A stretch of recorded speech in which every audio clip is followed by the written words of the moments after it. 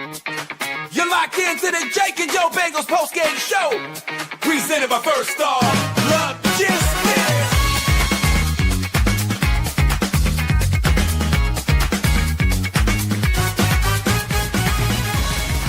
Let's break it down. Yeah.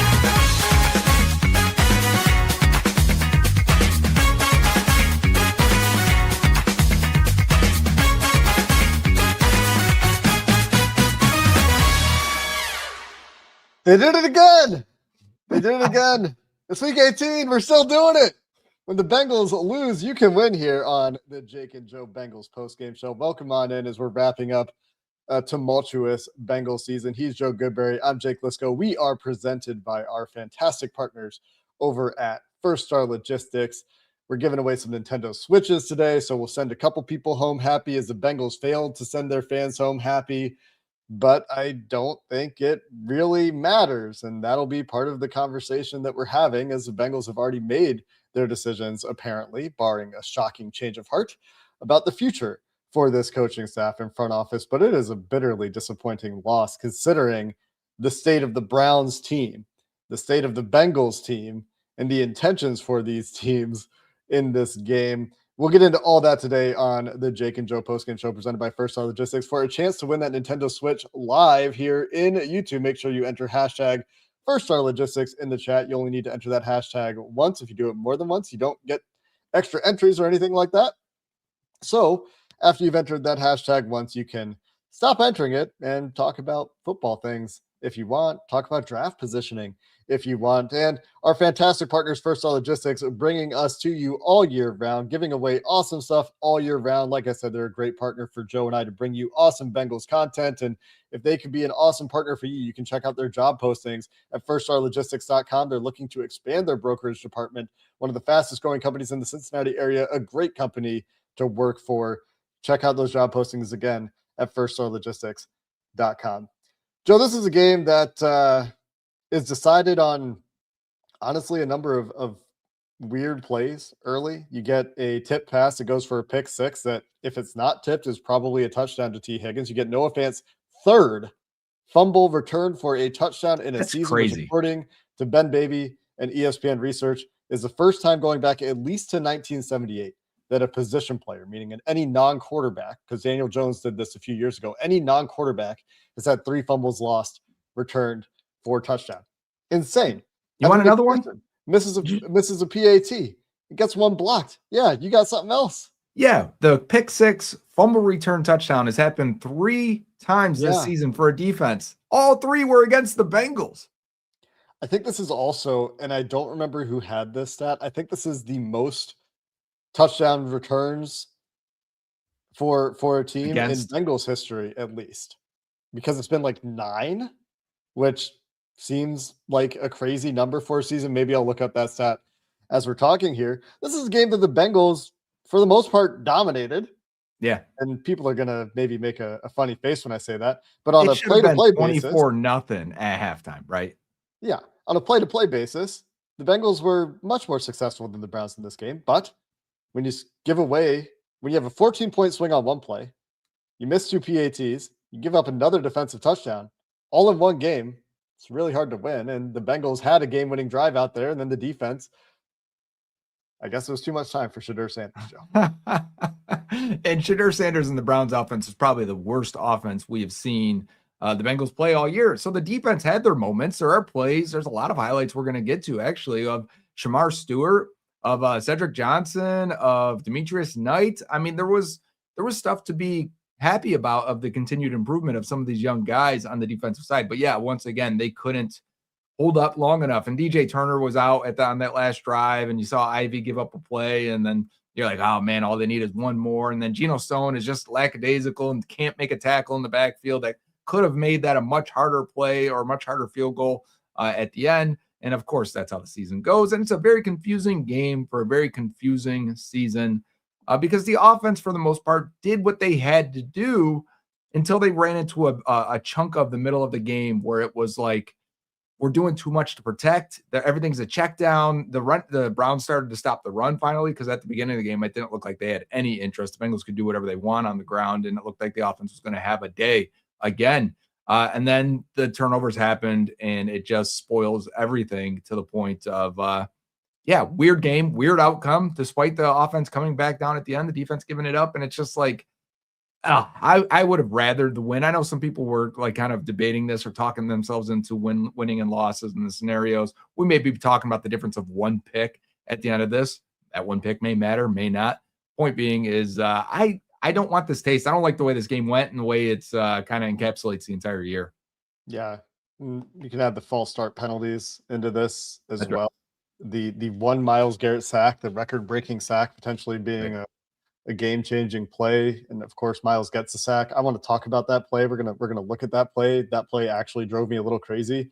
Not to take anything away from Myles, but we can talk about missed opportunities for takeaways. Absolutely, as Jesse points out, he dropped 2 interceptable passes. The Bengals had another one on, I think it was a Shamar Stewart rush. It might have been a Miles Murphy rush where it's a floater over the middle of the field. Yeah.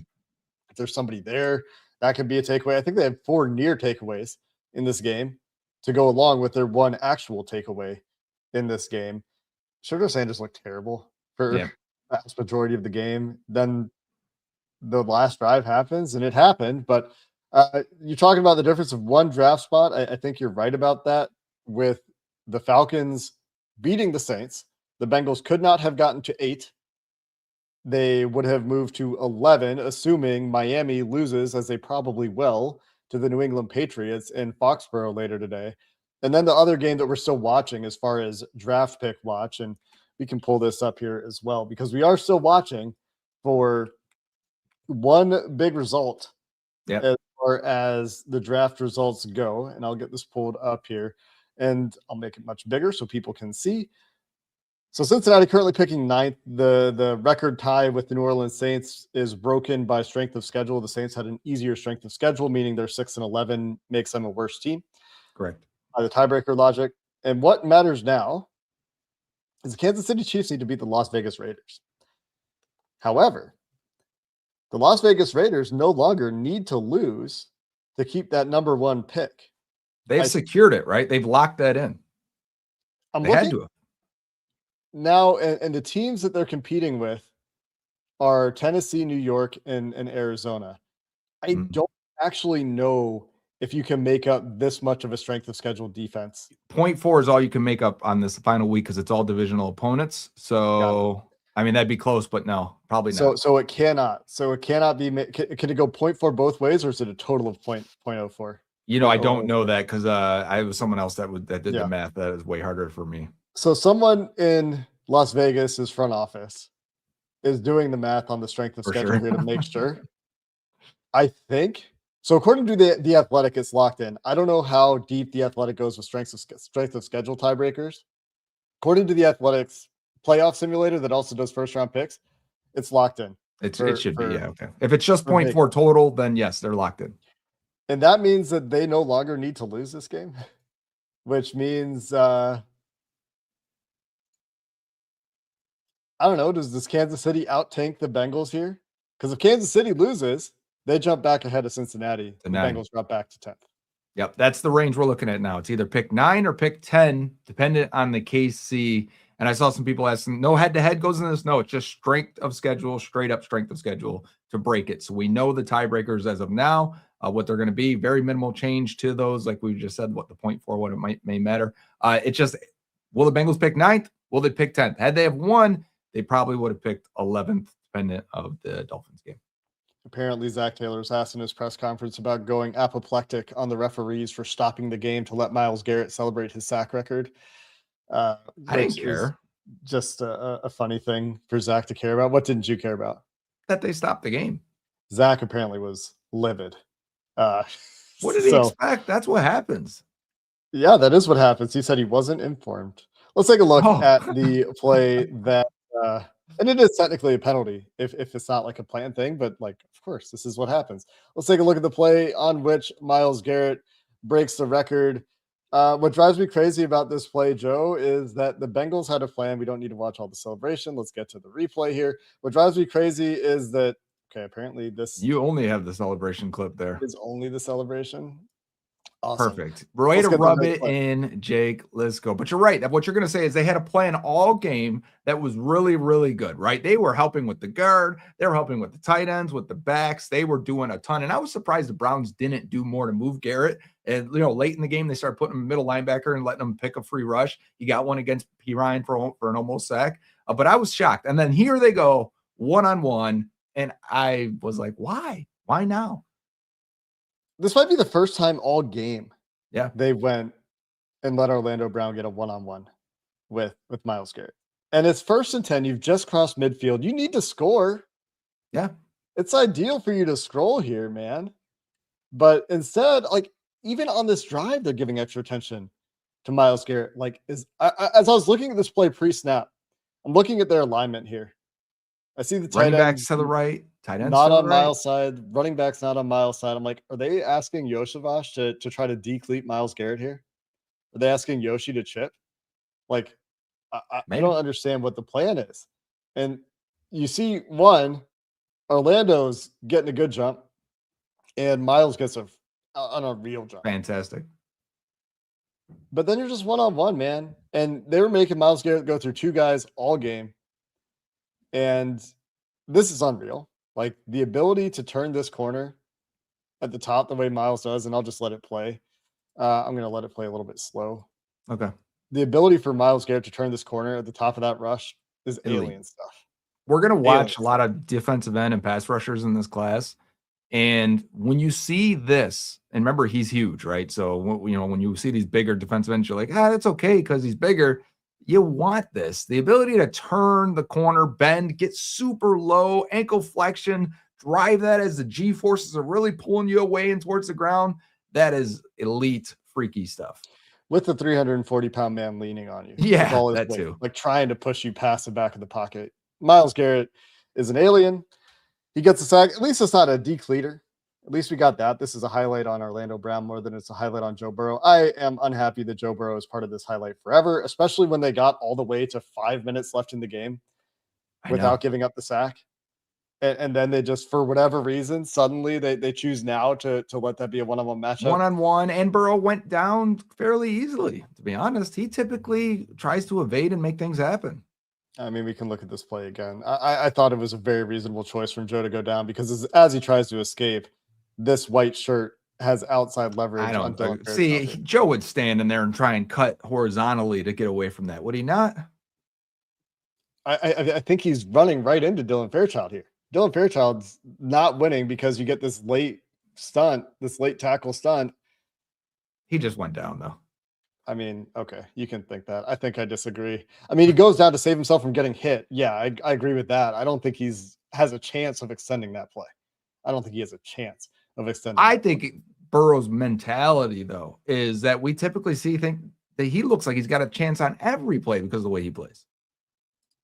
So for me to just accept that he's like, no, not here. I don't have a chance here. Yeah, you know better than Joe Burrow, Joe. I'm not saying I do. I'm just shocked that he decided in a game-winning scenario, driving down the field, as you said, the fact that he didn't believe he could extend that longer, I found it shocking. When he went down, I said, all right, well, it is what it is. But I thought he went down easily. No denying he went down easy. But I think if he tries to keep his feet, he gets crushed. And he's already been. And why do that in this game, right? Yeah. And if he gets crushed and gives up the record, like what do you gain out of it? I think that he's making a good choice there to not take a hit you don't need to take there. Let's move beyond the Myles Garrett play because for the most part, this is a game that went the Bengals' way. Like I said, from a success rate perspective, the Bengals finished the game near 60%. The Browns finished the game at 35%, which you should win that 9 out of 10 times. Miserable for the Browns, really good for the Bengals. The Browns picked up a first down on just 55% of their sets of downs. The Bengals picked up a first down on 77% of their sets of downs. The Bengals ran the ball, especially on first and second down, at an elite level today, 64% success rate for the Bengals on early downs in this game. And something I tweeted early in this game that didn't hold up was that if the Bengals were going to be able to sit there and run these like jet sweeps and bubble screens and not bubble screens, their run pass actions or RPO screens, RPOs. really, Yeah. and just be able to run the ball efficiently all game against the Browns, then the Browns defense is cooked. And Yeah. in the first half, the Bengals were over 200 yards. I think there were something around 250 yards in the first half. They're averaging 6.1 yards per play overall in the first half. That obviously goes way down in the second half. But in the first half, it was just the turnovers. They're moving the ball great. Then they'd have some false starts that would set them back a little bit. And those 2 turnovers, instead of 21-0, 24-0 at halftime, it's a game that the Browns are leading because you've missed extra points and you've given away 2 touchdowns when your offense is on the field. Yeah, my biggest frustration with the offense today was that they couldn't take advantage of the Browns' corners. Like, one of the biggest things and why the Bengals struggle with the Browns so often is Jim Schwartz, the man coverage, the good corners they deploy, and then, of course, the pass rush, right? Makes it hard because you're going to have to go through full field reads, and you don't have time for that with the pass rush coming at you. But with 2 corners going down for the Browns, I'm like, all right, you should at least get a couple of these plays off. And I would, they get 2 vertical shots down the field to T. Higgins, one kind of not placed well and a good play by the backup defensive back. But like, it's such a struggle for the Bengals to get deep and get vertical against the Browns. And that has to change at some point, right? Like this is not changing. Maybe with Kevin Stefanski gone, maybe something happens to Browns culture. Everything changes. The defense isn't as good in the future. Who knows? Let's hope that's the case. But we'll see if Stefanski is gone, but it sounded like that's the route the Browns were taking. But still, the Bengals need to figure it out on offense. All the money is on the offense. They need to score more than 18 points. And maybe it would have been 21 if McPherson's on and they don't have to worry about it. And you win the game 21-20, whatever. It's not enough. This offense should be putting up 30. The standard should be 30. We should expect that. And maybe they would have today if not for the turnovers. The turnovers are something we got to talk about. You can't have these fumble sixes, pick sixes as often as they do. The Bengals and Burrow, the pick six thing, it feels like defenses are aware of where their weakness is. No, Joe Burrow is going to get that ball out quick to it because you could see pre-snap. All right, you got off coverage. T. Higgins on a slant here. He's going to hit this. And what they do is that defensive tackle makes sure he gets up in the passing lane. The linebacker on that side, Devin Bush, who I was watching, looked really good today. Free agent. Yes, sir. Let's do it. Drifts into that right away. And it's like they know where their weakness is. Let's get to it and let's make a play. This reminded me of the Jordan Phillips Bills batted ball where he's talking to Matt Milano. Matt Milano comes up right before him with the play, tells something to him. Phillips gets right in the passing lane and bats it down because they know what their weakness is on defense, and Burrow will hit that because that's what he does. I also think that Dylan Fairchild's a little bit culpable here, just giving up a little bit more ground than you would like to. Like, he's beat. If Burrow doesn't get this ball out, he's beat at this point. Yeah. You get eyes from Shelby Harris on the quarterback here. He knows Joe's throwing this ball, allows him to get his hand up, and it's the inside hand too. Like, you really, if you're Dylan Fairchild and Shelby Harris is getting his inside hand off you to get up, like, you got to shove him out the club, man. If you're going to give up that position in the first place. He's trying on the replay. Did you see, like, Shelby is fighting to stay in that position, not rush, but to stay there and get that arm up as best as he can. Yeah, because he knows that the pins come out of the grenade. That's when Joe Burrow separates his hands. The ball's coming out. As soon as he sees that, it's a quick reaction from him. He knows what's going on here. This is a touchdown. I thought at first, like, maybe Devin Bush is squeezing this window, but he didn't. You're right. I don't think there's any chance. I think that it just looks that way because it ends up getting deflected. Yeah. The Bengals lead the NFL over the last 5 years in tip passes that have become intercepted, batted passes at the line of scrimmage that have become You're not intercepted. Explosive enough to have that, right, on offense? And most of those were in 2022. There have been 2 this year now. There was one against the Bills that you referenced, one here. There were a bunch in 2022. I think 5 of the 9 they've had in the last 5 years were in 2022. Seemed like he mostly corrected that issue. I remember talking about the batted passes, and mostly had corrected that issue. It was happening a lot less frequently. And they got it. They seem to happen when the Bengals are going extreme quick game, right? They get out of it when they feel comfortable and they can move around in the pocket and Joe can hold it and dance around a little bit and find the open windows. When it's quick game, though, you could see the Browns instantly like, okay, that's what's going to be. We're going to start getting in these windows. We're not really worried about. We're going to let Garrett rush. Everyone else try and get in Burrow's face. And The Bengals were still very successful in the middle of the field for the most part today. The middle of the field, actually, I take that back. I rescind that remark. Burrow was 8 for 12 on passes targeted in the middle of the field, shorter than 10 yards downfield, which is fine, whatever. That's where the pick occurs. But they only have 42 yards on passes in that part of the field. Check downs. Is, That was all check down stuff. And then the one dig to Jamar, for sure. Which is only 3.5 yards per attempt, was what I was going to say. In the intermediate part of the field, Joe was awesome in this game. 3 of 3 on the left intermediate part of the field for 2 touchdowns, 2 of 2 in the middle intermediate for 42 yards, 2 of 3 on the right intermediate part of the field for 25 yards. In general, on intermediate passes in this game, which is not 10 to 19 yards downfield, 7 for 8 for Joe Burrow, 11.8 yards per attempt, and 2 touchdowns. So that was certainly a strength for Joe Burrow in this game. In general, they had a good game plan to keep Joe relatively clean, but it was at a cost, and the cost was that the ball wasn't getting pushed downfield. There were only 2 deep attempts in this game. One of those, the third down play on the 3rd and 15 or whatever, after the Myles Garrett sack, Joe Burrow's running around for a while and just kind of floats it up in the middle of the field. I'll be excited to see that one on film, because they seemed like they sprinted the pocket and then we're going to wind it back almost to get this. Do you remember the Cardinals touchdown, the 67 air yards throw to Jamar Chase a couple years ago, 2023? That's what they do. They try to get like almost a scissor route and get someone to go deep. Wasn't there for Burrow. He ended up holding it for 5+ seconds on that one.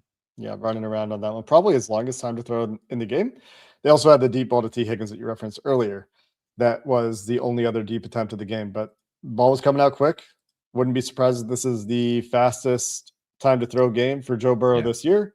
Looked like Joe was very aware of that sack record a couple times in this game, looking over his shoulder. That was hilarious. Yes. Was a pretty funny moment. Ends up getting a pretty nice move, like juking a guy that's behind you, and manages to pick up yards on that play. But what else did you think about this game, Joe? Let's stay on the offense here. Let's wrap up on the offense. Obviously, on the touchdown play, you end up with the double team. They're back to the game plan. This is when they were successful passing the ball. You got Drew Sample next to. And Drew Sample was good in this game. I thought blocking so too. Myles. I think like the chip, the double team game plan was good. I even thought Gesicki had a couple, which he almost never does. So nice to see that. And just gets him to hesitate there.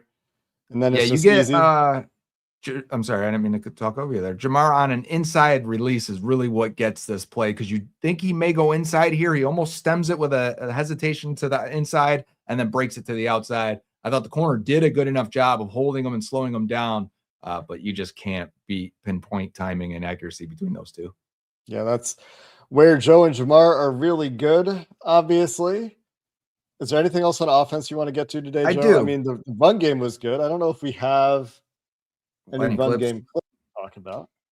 No, they were good in the first half. Chase Brown got his 1,000 for the year, so shout out to him. He ended up with a pretty good year, again, 2 years in a row. And then Jamar, again, ending up short of the catch record, but he's got a chance to lead the NFL in catches again this season. 1,400 yards, 8 touchdowns, another strong year, and Burrow missed a huge chunk of that. So, yeah, this is another really nice play for Jamar. This is what I was thinking the Browns had no shot, because they're hitting jet sweeps, they're hitting naked boots with Joe Burrow to Jamar Chase for free yards, they're hitting running plays. Everything's working. And the Browns D, to their credit, settled in. They get a couple takeaways and they get to pin their ears back a little bit at that point. I thought they even found some success in the run game in the second half. It wasn't as consistent, but there are a couple times I think they kind of went away from it too. Finished the game with 5.7 yards per carry, 5.5 yards per play overall. All day. Yeah, against the Browns defense, which is legitimately one of the best defenses in the NFL. The Bengals offense Graham stood out a little bit too. I don't know if you noticed him. They were missing their corners, I guess, which makes these numbers a little bit less impressive. Oh, yeah. I noticed Mason Graham once. I was not very impressed with Mason Graham in this game. Maybe it'll be more significant on rewatch. It's pretty mesmerizing watching Myles Garrett for the entire game. I watched it every play, I think. Yeah, I think most plays I was watching Myles Garrett too. He's a freak. Yeah. He's ridiculous. Bengals left points on the field on offense. The tip pass interception, the fumble for Noah Fant. I think both of those plays probably take points off the board. They directly, obviously, give points to the Browns. They totally change the texture of the game. Instead of 21 or 24-0 at halftime, they're losing at halftime. They've missed 2 extra points, and they don't score again until there's a minute and a half left in the game. But they go 364, 5.5 yards per play, 24 first downs, 5 of 11 on first down against the Browns defense, which is one of, if not the best defenses in the NFL. It's just the turnovers got him. And it's not even like the turnovers are Joe getting tricked or spectacular plays. They're good plays for sure, but luck, right? Random disappointing plays. Yeah. And then it's when it keeps happening, it's hard to say it's just bad luck, but bad luck happens, and strings of bad luck happen in football, and then they don't happen for 2 years. It's just kind of how it goes. Yeah, it's luck for sure, but it's also, the Browns made the plays. They made their own luck. They forced the fumble. They forced the tip pass. They're plays that often are avoided, but there is some luck involved there. Let's talk about the defense, shall we? Mostly good day for the defense. Again, 200 yards for the Cleveland Browns on offense, 3.8 yards per play. And a lot of that comes on the Browns' final drive of the game. They had 2 fourth quarter drives that went for 90 of their 200 yards. They punted on one of those and had the game-winning field goal on the other. So while the defense obviously came up short in this game, they sacked the quarterback 6 times, a couple of those for no gain. But they beat up on the bad Cleveland offensive line and the quarterback that holds the ball forever to the tune of 6 sacks. They had a number of opportunities to take the ball away. They dropped a couple interceptions because, of course, why not? Yep. But a lot of good things to talk about. Yeah, Geno Stone dropping 2 picks and missing tackles. Nice way to go down. You win the game if he's a competent player. Yeah. One player on there on defense. And because we've said this all year, right? He's been the guy that everyone's pointed at on the defense all season long. But it's more evident in this game to finish it off. Like, man, you get one of those 2 picks and you don't miss those tackles at the end, especially the read option play. You know what I'm talking about? Myles is beelining to the running backs, got him all the way. Oh, yeah. And Geno has the quarterback, and he stops and peeks and looks to see if the running back has it. What are you doing? Do your job. Trust the guy next to you to do his job. And make just whiffs too. Like he still has a chance, and he can't tackle Shedeur Sanders. I know. I mean, what are we doing? If you can't tackle Shedeur Sanders, well, the defense though made a number of plays in this game, as you would hope they would. But from an individual player evaluation point of view, there were a number of flashes for Demetrius Knight, who's also going to have some missed tackles, I think, and maybe at least one bad angle. When you check out the tape, TJ Slayton, again, I think finished the season strong, had a really nice pass rush late in this game. DJ Turner got hurt, but was good before he got hurt. Didn't hear his name a single time. I don't think he was targeted, right? Not to my knowledge. Looks like he was targeted once, according to PFF's initial charting. Dax was pretty good until he gave up the 1 first down late in the game. Yep. Got hurt on that play too. Hopefully neither of those are serious. It'll be an interesting game on rewatch for Shamar Stewart, who missed a tackle as an unblocked guy in the backfield, but also had a couple of pressures that led to incomplete passes and maybe one near turnover. Anything else stand out for you on the defense? We can look at a few plays too. I thought Cedric Johnson had his best day landing his moves and turning the corner. And it was a backup left tackle, right? We've talked about this. It isn't not a good offensive line for the Browns, but you got to beat the guys in front of you. And I thought he did, because I haven't been high in Cedric Johnson. I'm like, he can be a usable, if he's your 4th end, fine, but ideally probably a 5th end if you're keeping 5, which they typically do. I'm okay with that. But this game, he stood out, and that's a positive. I'm not ready to, some people are like listing Murphy and Stewart and Johnson and Foskey, and then we just need one more. And I'm like, that's not good enough. I'm still on that train. But I thought Myles looked explosive. I thought Shamar looked powerful and decisive, which is a good thing. And then Cedric Johnson looks like at least a capable player to help you on the bottom of your roster. It was a strong start for that defense too. They managed to take the ball away from Shedeur Sanders, who just holds it forever here. I mean, this is Howard Cross did have 2 sacks. Yeah. And that's just bad ball security from Shamar Stewart. You get a play from Howard Cross, though, in the finale. It started out pretty good for the defense. You get a takeaway on the first drive. And this is like around the time Shedeur is throwing balls right to Geno Stone, too. Yeah. And should be multiple takeaways. The Bengals managed to get off the field there, but the field position as we saw the way this game played out, would have mattered. And it was a nice start, though. And they continued with some plays from some of these young guys. And this is one that you talked about for Demetrius Knight, Joe. Demetrius Knight in the run game just chucking people. Oh, yeah. This is a really good play, too, because the play's stringing him out. So you see as the tight end is coming backside to clean him up, and he just throws a shoulder into his chest and face and depletes the tight end. And oh my gosh, that is as physical of a play from a linebacker as you can expect to see. This reminds me of when we were watching Ivan Pace as a prospect, and he was just doing this consistently. You have seen this a little bit with Knight. He is the more physical of the two. He is the stronger. He's the more of a thumper of the two rookie linebackers, and I think that showed up big time. And TJ Slayton's loving it there. I don't know if you saw his reaction. Yeah. And BJ Hill coming down the line to help with the tackle was pretty nice, I thought, as well. Got another play here for the defensive line. Defensive line in the corners, pretty good. Go ahead. Sorry. Shamar here, the get off and upfield against Bitonio. We talked about this quite a few times on the Bengals on the Brain breakdown from this week. Shamar bursting upfield and what that really does. And I think we talked about it in the pregame show too, because the preview show, because we had a Shamar highlight reel, and his ability to get upfield at the very least causes chaos and allows you to do different things. And they've been playing him at 3 tech a ton since he came back from injury. Yeah, this is the entirety of this sack comes down to Shamar Stewart really occupying the guard here and the Bengals executing a quick stunt. And that's nice to see. A lot of the Bengal stunts feel like they take forever to develop. I think this is a pretty good job by Cedric Johnson of converting that pretty quickly, but it helps that Shamar's got the guard and tackle 10 yards downfield.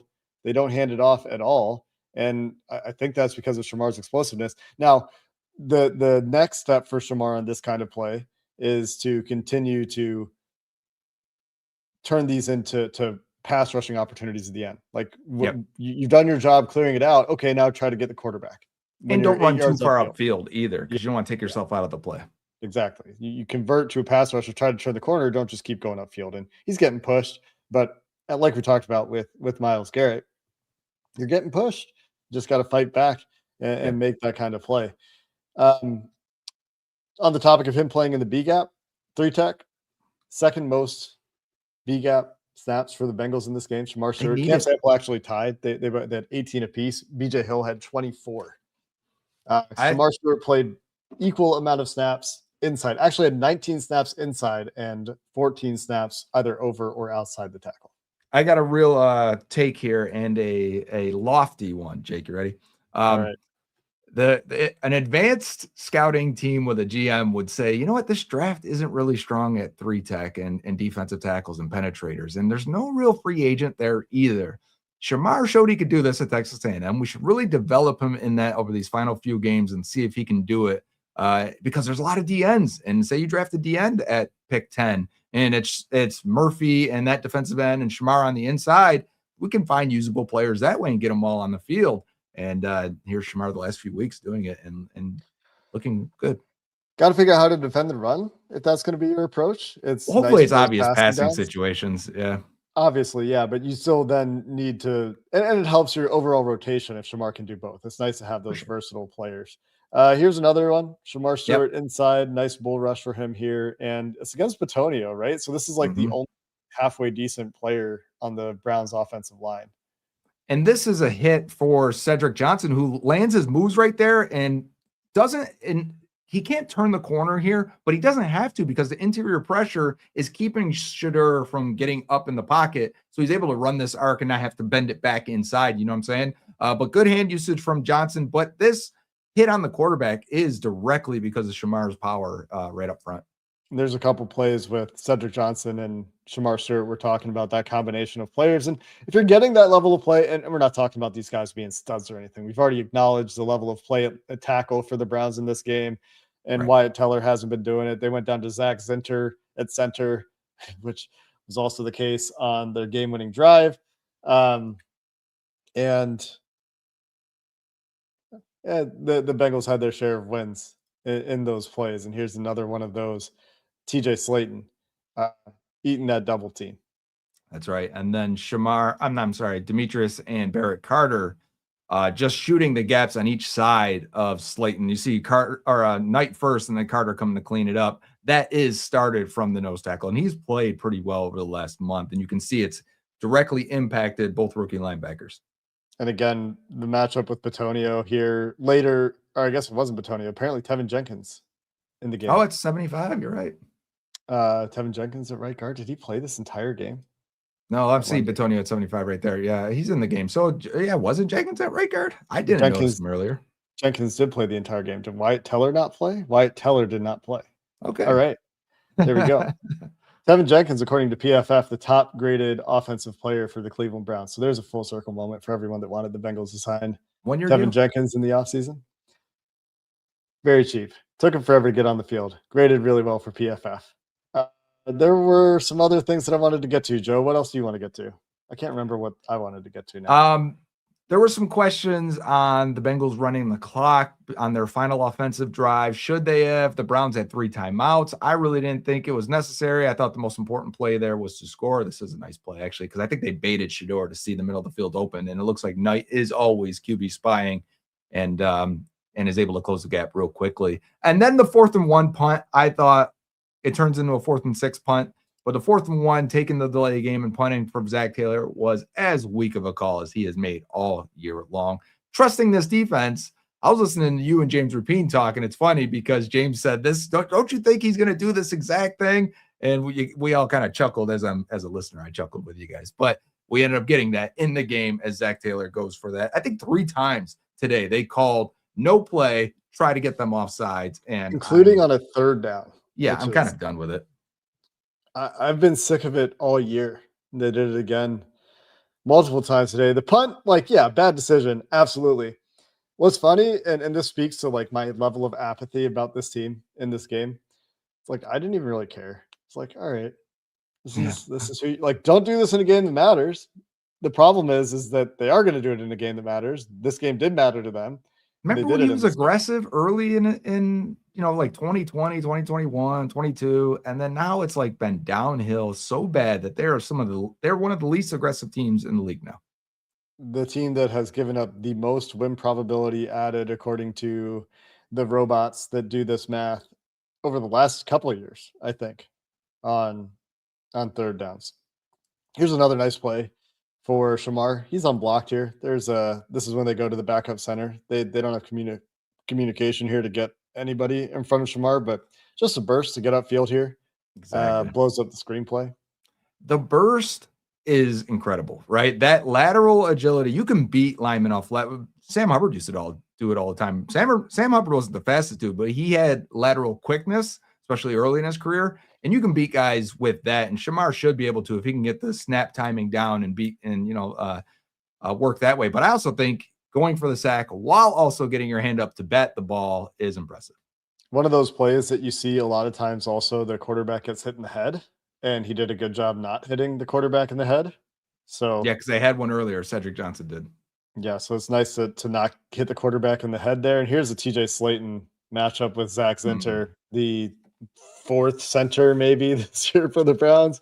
And it's not a player that should probably be in there for the Browns, but a really nice win here for TJ Slayton as a pass rusher. And you're getting these plays, you score the touchdown, and then you lose after this.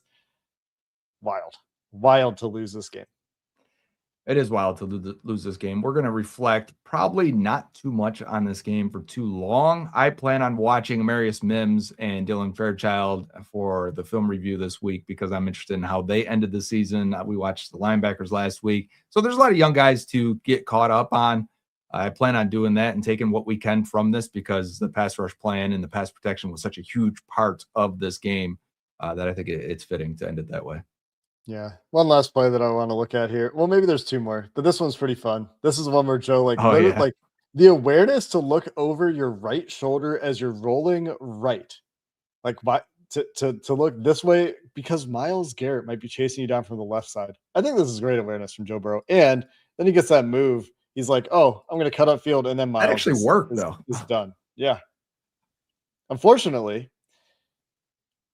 he's fine. Unfortunately, he slid a little bit short of the first down, understandably so. And the Bengals, I don't think, converted after this. Yeah, I think you're right. And also of note, they brought in Flacco for a short QB yardage sneak. situation today. Yeah, I texted James when that happened. I was like, all right, here go the conspiracies that Joe Burrow got hurt on that first, when he got up a little gimpy on that first drive, and they I think it don't was want him just to out get there for a Flacco in QB against the sneak. Browns. I love that they did that and that Yeah. it worked. I hope Joe Burrow is healthy. I have not been keeping an eye on any quotes from his press conference. Looks like Jamar Chase was asked, does the coaching staff still have your utmost confidence? I don't know what the answer was. Okay. Because I'm watching it on mute. But there's a clip. So go check out Joe Daneman on Twitter for that clip. Just trying to see if there's anything else. Oh yeah, there is one more play. Might as well finish with a positive note. I thought this was Last episode awesome. of the year. Yeah. This is an awesome throw, great ball placement, and an even better play. T. Higgins judging this ball in the air, getting his head around, working through I've DPI, forgotten already that this was one-handed this catch. game. And here, like every clip we see, I feel like every clip that is posted of this game that is a positive play for the Bengals offense is going to involve Drew Sample, Orlando Brown, Myles Garrett. There's even a time, like right before Myles got the sack record, actually, I was like, man, he's not even trying on some of these run plays because Drew Sample just stood him up, which doesn't happen if he's trying on a run play. And it was like a 9-yard run for Chase Brown. Drew Sample's going to have a career high PFF grade. Maybe. They're so weird with guys that only block. I guess he did have a couple catches. Yeah. Yeah, maybe. Anyway, this play was pretty cool. You get good protection here. It's a fade ball. Actually, you don't get good protection. That ball came out quick. This is beating the blitz. And just an awesome ball. Awesome catch from T. Higgins, adjusting, finding the ball in the air, making the catch through DPI. Through the flag, correct, right, which is it's nice, because you get to this, and he's got to. So for a route running perspective, watch T here. He's got to run at the corner to not give away which direction he's going. You want to? Am I going to run the post? Am I going to run a fade? Am I going to cut out? So he's going to run directly at him, and then once he gets to as close to his toes as he can without missing the timing of this play, then break around him and try to get around him. And Burrow has to land it right there. And it's again, these two have had great timing on fade balls this year, I feel like, and this is another example. You're on mute, Jake. Thank you. So the ball's out here because you get a free runner in the A gap. Yep, A gap. Cover 0, huh? 0 blitz. And ball's out here. T still running his route. He's still like putting moves on. Ball's been in the air for a split second. You're right. Ball's up here now. Yep. Now T looks. When does he actually locate it, you think, though? When it's like at the 7, maybe now? Yeah, now. I think he sees it immediately. Like his eyes go straight to the ball. I mean, that's just great ball skills from T. Higgins to find that thing and adjust to it perfectly. With it already like 10 yards from where Joe Burrow threw it. Disappointing season, Joe. Yes, it is. I feel like we have a lot of work to do for the offseason. Hope this team feels the same way. I'm motivated to dive in. I know, like, it's funny because this season has been a drag in a lot of ways. I'm sure you guys feel it as well as watchers and fans and enjoyers of football. It's been tough, but I feel motivated to get into this, and I hope that's felt and shared within that stadium because I agree with Jamar. Like, I think the holes and needs are obvious, the issues are obvious, and I think it can be fixed in an offseason, and they have the resources to do it. So we're gonna once again probably going to be super critical and put the microscope on everything they do this offseason. You got one more chance to enter that hashtag First Star Logistics for a chance to win that Nintendo Switch. Joe, I agree with you. It's another big offseason. I'm not going to call it the biggest offseason in Bengals history anymore because they fail that assignment every time. So what we have instead, and how I'm going to be characterizing this offseason personally, is it's another critical offseason to put this team in contention after failing the previous 3 critical off seasons. You could argue certainly the last 2. Yes. The Bengals will be starting their offseason meetings next week, and then it's all-star games. I was trying to track down a scout to show up on a podcast, and they're busy. So they're getting into the work. I was trying to find out, how things are going with the new scouts. And Senior Bowl. We're a couple weeks from the Senior Bowl. Yeah, Senior Bowl's at the end of the month, right? Yeah. I think. Last college game is 19th, so I would assume the Senior Bowl is the following weekend. All right, let's answer this question. Well, what you got? And then we'll get to our giveaway. All right. Do you two have confidence that Zac Taylor can get it done? That is a tough question, Jake. I don't know if you have a quick answer. If you want to go first. I think that so do I have confidence that makes it tricky? I think they can win a Super Bowl with Zac Taylor as head coach. Good way to put Empirically, they've gotten there and could have won that game. Do I think that Zac Taylor is the best head coach for this team going forward? I think probably not. Right. I think he is the team's head coach in 2026, and that's where we live in. The Bengals aren't considering it. I think you see teams like the Raiders. They just signed Pete Carroll to this huge deal, 3-year deal. They're moving on after 1 year. They're eating 2 years of Pete Carroll's contract. Yep. I don't see how running it back with this coaching staff after the performances they had with Jake Browning at quarterback this year against the Jets, against the Bears, against the Browns this week can be considered to be good enough. The other factor here is that apparently, according to Diana Rossini and multiple reports, Zac Taylor continues to have the support privately from Joe Burrow, from Jamar Chase, from T. Higgins. I saw somebody responded in the chat about what Jamar's answer was when he was asked about confidence in the coaching staff. Here it is. Jamar's answer to the question is, I'm confident in myself and I'm confident in the plays I call to get me open. So not a ringing endorsement. Exactly. Yeah, Jamar always answers, I feel like that, where he's honest in his answers. And someone said in here, be honest, guys. I'm always honest with you guys. We do not get paid by the Bengals. We don't have any affiliation with them. They give us no benefits to be liars up here, to be honest with you. I have always been as brutally honest as I can be. I don't have I think confidence. I think the way you phrase that's why I wanted you to go first, because you're smarter than I am. The confidence part helps. You are smarter than me, so don't shake your head. But there's different kinds of smart, Joe. There is, for sure. We've been brainwashed by society to think that the SAT score is the only thing that matters. I never took my SAT, so I've got no idea. I bet you scored really well. And then, so what I'm going to say is the confidence part. No, I have no confidence. I don't have the confidence. And I think a lot of it stems from, I don't have confidence in the Bengals to do it. I don't have confidence that Joe Burrow is ever going to get them back to the Super Bowl because of the Bengals. To be honest with you, confidence makes that a tough question. Now, if you ask me, do I believe Joe Burrow can win a Super Bowl in the NFL as a starting quarterback? No doubt about it. Do I believe that Zac Taylor could win a Super Bowl as a head coach of a team? I do think so. But I think it would be a good team with a MVP quarterback with a great roster. I think if you gave him that, yes, he could get you there. And will the Bengals provide that? The MVP quarterback part, sure, maybe every other year, half the seasons, sure. But for the full roster to really maximize it and get them where they need to be so that some of his mistakes can be overcome by good talent on the field, I don't have any confidence that they'll do that. So should the Bengals move on? Yeah, probably. Yeah. Would the Bengals actually spend the money to get the right guy in here that would give you confidence that guy would be the right guy? I don't have any confidence in that either. So the answer is I have no confidence in this franchise in a lot of things. Yeah.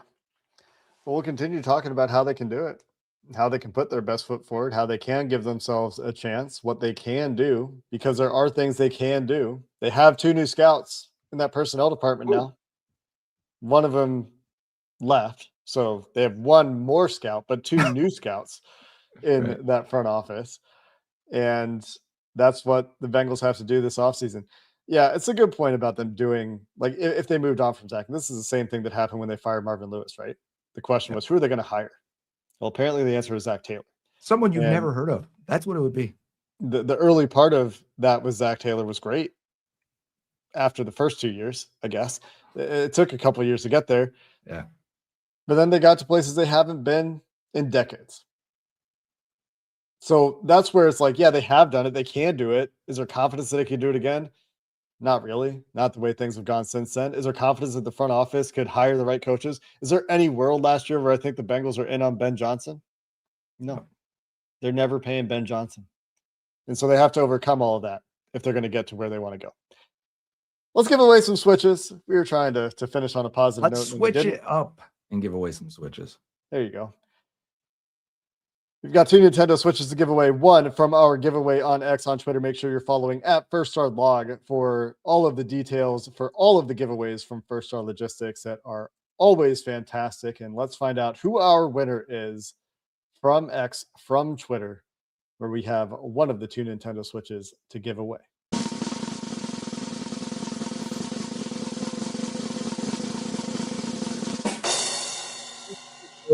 Right on Twitter.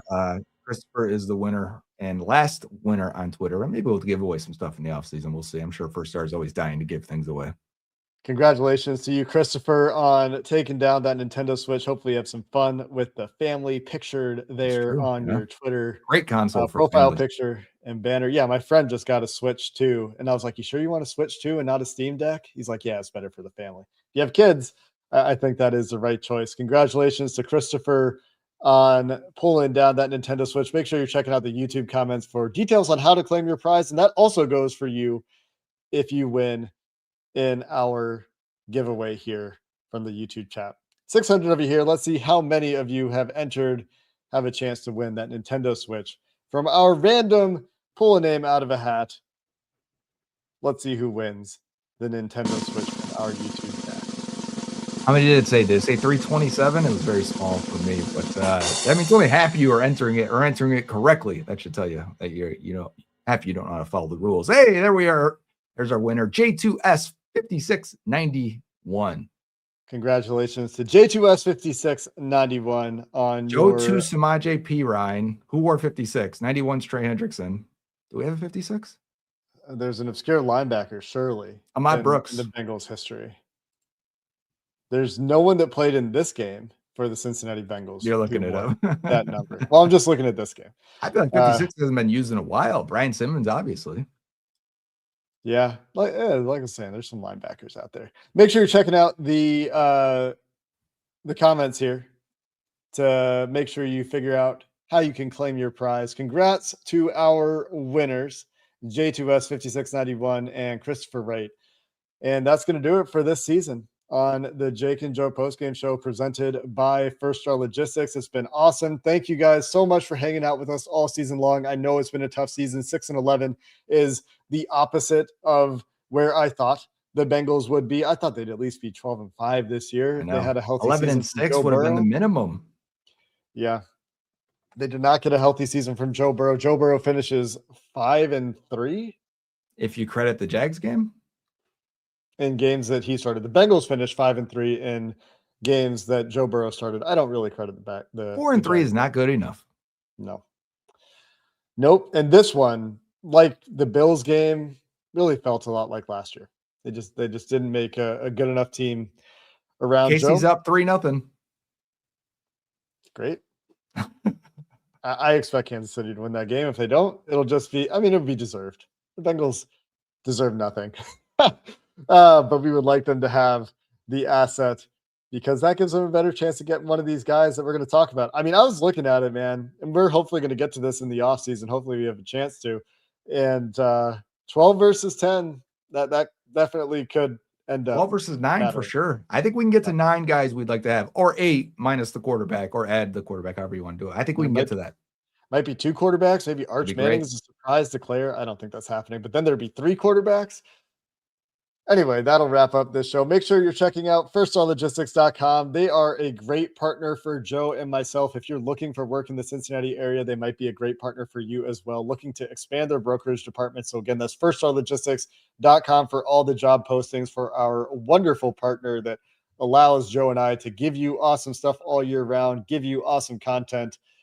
Or, well, I guess the giveaways go all year round. We're just in the season right now, but give you awesome stuff and give us an option to talk to you guys. Until we see you next time, thanks for hanging out with us all year here on the Jake and Joe Postgame Show presented by First Star Logistics. Thanks for watching the Jake and Joe Bengals Postgame Show.